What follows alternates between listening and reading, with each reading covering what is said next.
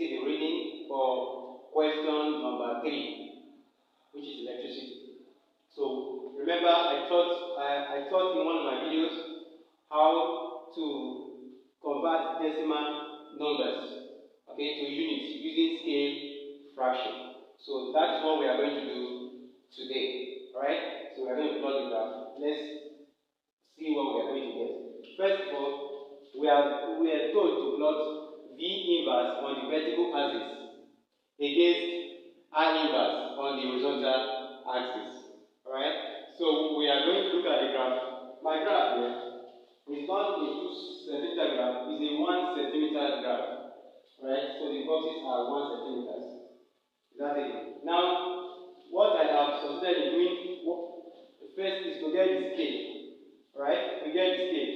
In the V axis, the smallest value here is 0.8, while the biggest is 2.0. So we can take 0.2, 1 centimeter to represent 0.2 cm. So that 10 will now be 0.2 times 10, which is 2 cm. Then for the I axis, we have 2, 3, 4, 5, 6. So which means for the I axis, we can actually take 1 centimeter to represent 1 unit. Alright? So let's quickly fix this scale in our graph. Okay? Let's fix it on the graph. Now the scale is this. The scale is simple. Okay? Let's draw on the vertical axis. Here on the vertical axis, we have 1 centimeter. Okay, 1 centimeter representing 0.2 units. Okay, which means 10 centimeters represent 10 centimeters, which is times 10 of 0.2 would be 2 volt inverse. Alright, so what we are simply going to do is to ensure that our graph here occupies 1/3 of this page. Alright, we have to be very careful with it. We count from here 1, 2, 3, 4, 5, 6, 7, 8, 9, 10. Okay, then we come to 0. So from this 0 we have 1, 2, 3, 4, 5, 6, 7, 8, 9, 10.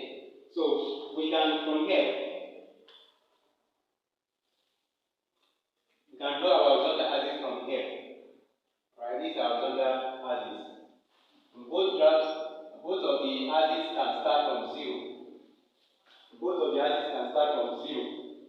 Right, we can start from 0. So you put your arrow here. Then label here as V inverse. Okay, the scale is the unit is V inverse. While here, label it as I inverse, and the scale is ampere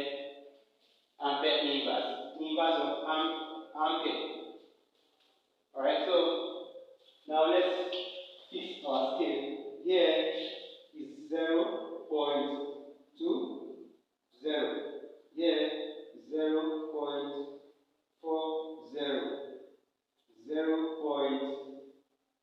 0.60. 0.80. Here 0. Here is 1. 1.00. 1.20. 1.40. 1.60.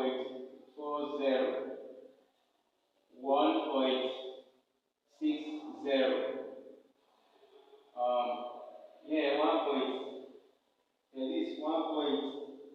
1.2, 1.4, 1.6, 1.80. One is 2.00. So this is the highest value here. Then on the on the I inverse axis, we have 1 cm to 1 unit, which is 1.0, 2.0, 3.0, yes, 3.0, Here is 4.0. Here is 5.0. Here is 6.0. While here is 7.0. Okay. Okay. This is what we have. This is exactly what we have. You can see it here. 1 centimeter to 0.2 units. 0.2 V inverse. While here is 1 centimeter to 1 unit. Okay. So from here to here, we need to get the scale factor. Don't forget what I call scale factor. Okay, I've designed the scale factor here already. Then you can do the same. Here we know that from 0, this is our origin. 0, 0. Okay. In this case, let's do the plotting of the graph right now. I've already shown you all this. Alright, and I've shown you. Now we are simply going to convert these fractions. We are converting these fractions to whole numbers. Alright, now you can see, you understand that here is the origin. From the origin to 0.2, there are 5 boxes. So use 5 to divide 0.2. Okay, you are going to get 0.04. That is the scale factor for this axis, for the V inverse axis. Then, for the horizontal axis, which is the I inverse axis. Alright, from the origin to 1, there are 5 boxes. So use the 5 to divide 1. You are going to get 0.2. That is the scale factor for the horizontal axis or I inverse axis. So use 0.04, use 0.04 to divide to convert 0.83, okay, to whole number, to get the number of boxes we are going to plot. Alright, then at this point, use 0.2 to divide each of these. For instance, if you use 0.2 to divide 2, you are going to get 10. Okay, that is the unit for this. You are going to get 10, which means that 10 smallest boxes is what you are going to count from the origin, okay, to plot this point. Okay, so that's what we are going to do. Just do it, or you have already taught you in the graph how to do it. Okay, but from here, I have converted the decimals, all these ones, okay, by dividing them by their scale factor. So the scale factor here is 0.04. I used to divide 0.833, I will get 21. Okay, why here? I will use 0.2 to divide 2. I will get 10. Do the same here. Use 0.04 to divide each of these values, which is the scale factor. This is to divide each of these values. That will make you convert them to this, what I call their unit. Okay, so you are plotting this on the y-axis. The smallest boxes. Count those tiny, the thinnest boxes, the smallest boxes. Count the numbers. So that's what it represents. Then for this is also the tiniest, smallest boxes. Okay, from the origin. That's what we're going to count. So let's start plotting right away. Alright, without wasting time. First, we are plotting 21 on the vertical axis against 10 on the horizontal axis. So 21. Let's count 21 smallest boxes. That's 5. From here, 5, 10, 15, 20. Then 21. So here is 21 against 10. So 5 and 10. So this is where we are going to place the first plot. You can see it. Secondly, 28 against 13. 28 against 13. So let's go to 28. This is 21. Okay, let's start. This is 5, 10, 15, 20. 15, 20, 25. This is 25. Okay, 26, 27, 28. So this is 28 against 13. So here is 5, 10, 10. Here is 10. 11, 12, 13. So this is 13. So you plot this point here. That is 13.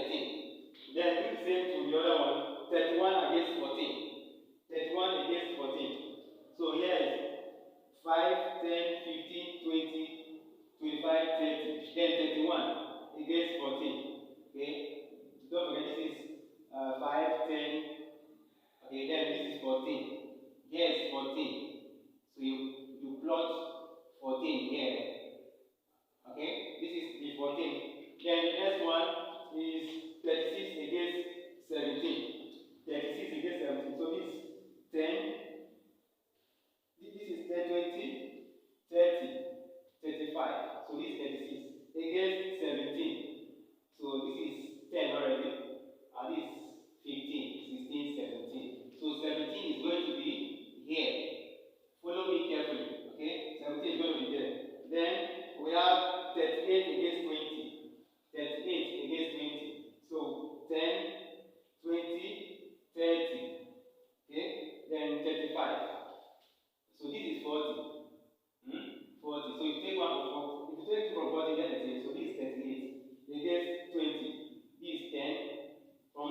you have 10, you have 20. So this is what we are going to plot here against 20. Okay, 38 against 20. Then 45 against 25. 45 against 25. This is 10, 20, 30, 40. Then this is 45 against 25. So here is 20, here is 25. So we plot this point here. And just look at it very well. We plot the point here. So this is where we plot the point. Then the last one is 50 against 33. Alright? If here is 25, then here will be 50. Then 50 here against 33. So this is 10, 20, 30. Then this is 31, 32, 33. So this point is 33. Here's our 33. Here's our 33. So we are done plotting our points. You can see how easy it is, or it was for us to plot it. Alright? So the next thing is to get our line of best fit. Our line of best fit. So how do I get my line of best fit? It's good you know what line of best fit is. A line of best fit is a line that passes through this point, such that the points that didn't fall on the line are equally distributed at both sides, or on both sides of the line. So let's see how we can get our line of best fit from this plot. So I'm going to get my line of best fit from this point, so you can see. So this point is a perfect line here. This point is not very nice for us to choose as our line of best fit. You can see this point. Yes, I think we should go for this.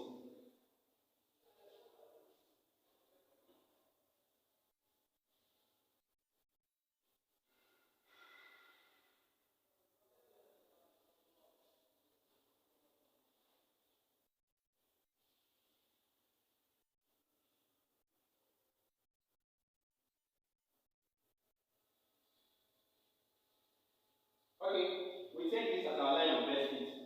Right, this is very wonderful line of best fit. Now, do not neglect those ones that didn't fall on the line. Alright? They did not fall on the line. What are you going to do? To show that you are concerned about them.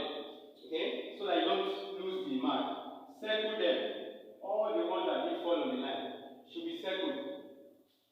Should be circled. As you can see,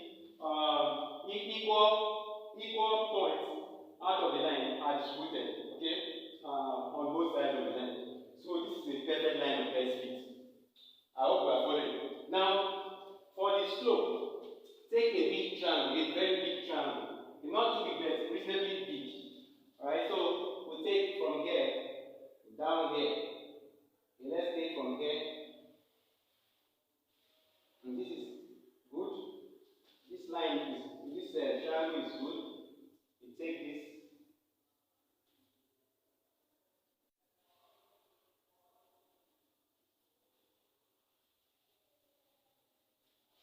So this is a good line of best fit. Alright? This is a good line of best fit. So at this point is our change in V inverse. Okay? Y here is our change in I inverse. Change in I inverse here. Alright? So how do I get my slope? How do I get our slope? How do we get our slope? Our slope is S. Slope S is change in what? In V inverse over change in I inverse. That is our slope. Alright? That's our slope. Now this gives us